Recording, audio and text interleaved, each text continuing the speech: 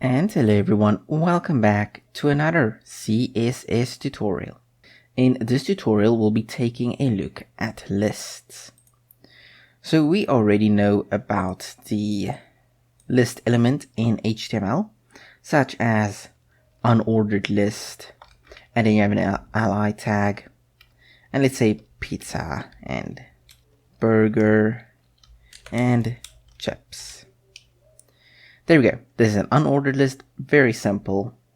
Now let's start with styling this. I'm just going to select unordered list, and here we can say list style type, and by default it would be disk. So by default it is disk. However, you could go circle, and then it would be a same as disk, but just this time it is empty on the inside with just a border. Or you could go square, and that will make it a square. You can do the same with ordered list. So let's say we go OL here, where we have numbers. And here we could say, instead of this, we could say upper Roman. And this should of course be for ordered list. And there we go. So now we'll have Roman numbers. So we add more of this, which is pretty neat. You can also have the alphabet, so either upper or lowercase. Lower alpha, upper alpha. So there's a lot here that you can select, of course, such as Georgian, and there we go. And you can just select whichever you prefer. I do believe you can also do Japanese characters in here. But yeah, so there's a lot you can do here to order or to style your lists. You can also put an image here. I do have an image.jpg. So if I wanted to, I could go here, specify URL, and then say image.jpg. And instead of list style type, you say image. And here we go. The image is just very big, but you get the idea. So there's pizza, go to the next one. There's burger. If we actually resize it a little bit, we'll be able to see more.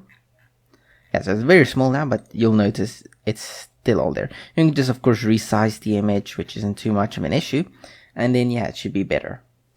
Now of course, if you wanted to, you could also remove the default settings, such as here with an ordered list, you get the numbers, but you could say list style type none, and now it will just remove those styling.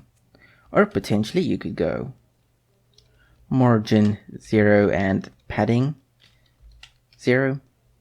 And now you'll also notice they are no longer restrained to what was the sides here. You can also specify the position of these lists, so list style position. And if we say outside, then this list style position would be on the outside, which is by default. So the numbers here, they're on the outside. And we can also say inside, and I'll notice it also indents it a little bit because now it's on the inside. If we were to bring this back, you'll notice now, because they're on the inside, they will no longer go off the screen. To give an example, if we go here and say list item, we say border 1px solid black, and then here if we were to remove this, then you'll notice it's on the outside of this border, but if we put this here, it will be on the inside. And that is about all there really is to lists. They're very simple, but you can add a little bit of styling here and there to make it easier to work with.